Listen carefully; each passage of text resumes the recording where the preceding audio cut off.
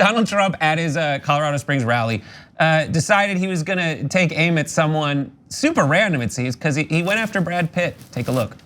Brad Pitt, I was never a big fan of his. He got up and said little wise guy statement. Little wise guy. He's a little wise guy. Anyway. So random. Like there's something weird about that because it's not just randomly going after Brad Pitt, but calling Brad Pitt a wise guy to get everybody up to speed on what Brad Pitt said at the Oscars to provoke Trump. He said, they told me I only have 45 seconds up here, which is 45 seconds more than the Senate gave John Bolton this week. That's when he won his Academy Award for best, what is it? Supporting in best Once Upon a Time in Hollywood. But yeah, what were you gonna say? Yeah, well, I mean, I understand why Trump was triggered by that because Brad Pitt used one of the biggest stages in the world to get political. Yeah, and finally, Brad Pitt's actually one of my favorite actors, and also in addition to being great at his craft, he's also very outspoken on a lot of really cool initiatives.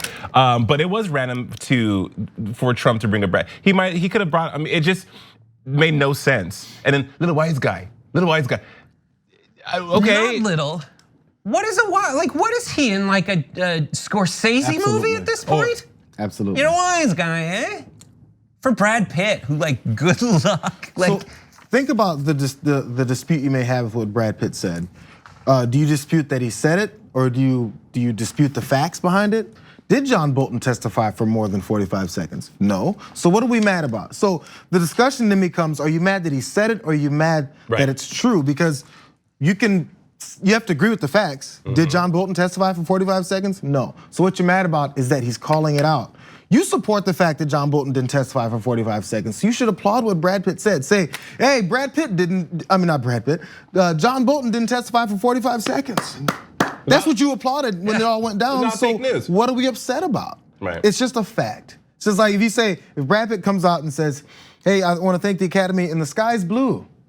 And you go, oh, damn it! How come he said the sky is blue? I can't believe this. It's a fact. So you either have to be mad about it or just accept it. Just move on. In other words, I think, this is my theory about these rallies, he starts to run out of material. And he's like, I don't know. Like you said, sometimes comedians, I've never been a stand-up comedian, but I can tell when they're trying to stretch, or maybe they're trying to just connect to the house, and they go, what's going on in the news? What's going on in the news today? Hey, did you hear about Brad Pitt and those Academy Awards? Because they need something to go off of. If you, like Jayar, if you were running for a political office, right, and you were going to engage and mobilize all those people to come and support you, you best believe you're gonna come with some heavy hitting, right? Something to say. Exactly. So I support what you're saying. It's because it's true. It seems like that. If you watch the whole Twitter feed that this is on, where you can see this on Twitter, it gets more and more light as it goes on. Absolutely.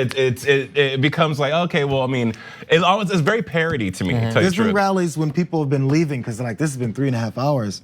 And we haven't gotten anything yet out of this guy. Okay, we've heard this part. It's funny, yeah. Like, he would kill to have Brad Pitt like him. He would do anything to be invited to a party at Brad Pitt's house.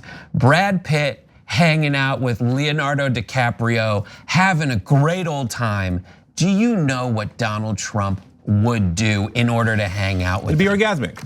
I would like to say that we mentioned this on the Damage Report, but like Trump, when he is in making those cameos in those movies, it's because he writes it into the contract. That's what Matt Damon said. He's like, listen, when you see Trump in a film, it's because he literally, in order to use his locations, you have to shoot, you don't have to use it, but you have to shoot a scene with Donald Trump in it. So he's like, you have to just bend over backwards to make a spot in your schedule so you could put Trump, because he's so insecure and he so wants to be included. You have to carve out time and out of your schedule, which is usually pretty packed for making a movie, so that you can have Donald Trump walk by and look at all his cameos. They're like, that's where the elevator is, Macaulay Culkin. And then he just leaves, and that's it. Thanks for watching the Young Turks, really appreciate it. Another way to show support is through YouTube memberships. You'll get to interact with us more. There's live chat emojis, badges. You got emojis of me, Anna, John, Jayar. So those are super fun. But you also get playback of our exclusive member-only shows and specials right after they air. So all of that all you gotta do is click that join button right underneath the video. Thank you.